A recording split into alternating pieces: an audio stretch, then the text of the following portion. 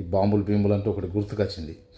ఒక్కసారి శ్రీ గంగాధర శాస్త్రి గారు ఏదో టీవీ షోలో ఇక్కడ ఇంటర్వ్యూలో చెప్పినప్పుడు నేను నిన్న భగవద్గీత ఫౌండేషన్ వ్యవస్థాపకులు సంపూర్ణ భగవద్గీత ఆయన పాడిండు, సీడీలలో దొరుకుతుంది. అది గంగాధర శాస్త్రి గారు చెప్పిన విషయం ఇది.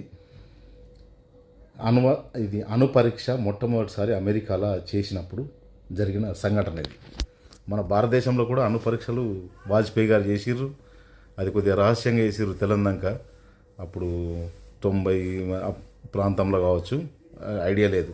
అనిల్ కకోత్ గారు, జార్జ్ ఫెర్నాండెజ్, అబ్దుల్ కలాం, అటల్ బిహారీ వాజ్పేయి గారు రాత్రిళ్ళు మిలిటరీ డ్రెస్లు వేసుకొని పోయి అది తెలంగాణ చేసిర్రు. అది అప్పట్లో న్యూస్ అది బాగా హైలైట్ అయింది అది.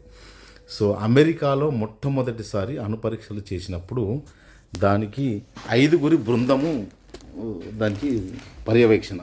5గురి బృందం లోపల ఓపెన్ హ్యామర్ గారు దానికి టీమ్ లీడర్ అట. ఓపెన్ హ్యామర్ అయితే వాళ్ళకు ఇక అన్నీ రెడీ పెట్టుకొని, సెటప్ మొత్తం రెడీ పెట్టుకొని 1 2 3 4 5 5 4 3 2 1 కౌంట్ డౌన్ స్టార్ట్ అయింది.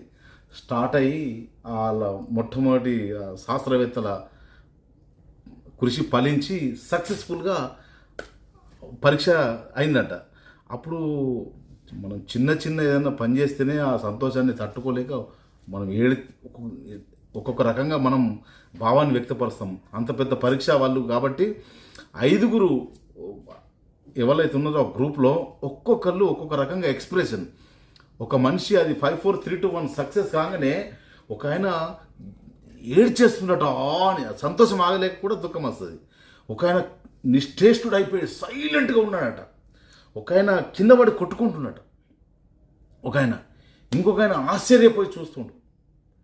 అట్లా ఒక్కొక్కరు ఒక్కొక్క రకంగా అయితే ఈ గ్రూప్కు అధ్యక్షన టీమ్ లీడర్ అయినటువంటి ఓపెన్ హామర్ గారు ఆ అణు పరీక్ష సక్సెస్ఫుల్ కాగానే ఆయనకు మన భగవద్గీతలో నుంచి ఒక శ్లోకం గుర్తుకొచ్చిందట. ఆయన ఎమోషన్ ఇప్పుడు సడన్లీ మనము నాగుమ మీద పడ్డానికి ఒక్కొక్కళ్ళ ఎట్లా ఉంటుంది అంటే మన ఒరిజినల్ ఏంటిదో అప్పుడు బయట అబా అని ఒకళ్ళు అంటారు, ఒకళ్ళేమో చి అంటారు, ఒకళ్ళేమో చెట్ అంటారు, ఒకళ్ళు అంటే అప్పుడు మనం తట్టుకోలేము. అది నాగుమ మీద వేసినాం అనుకో టక్కుమని తెలుస్తుంది అన్నట్టు మనకు మన ఒరిజినల్ ఏంటి అనేది అప్పుడు బయటకు వస్తుంది.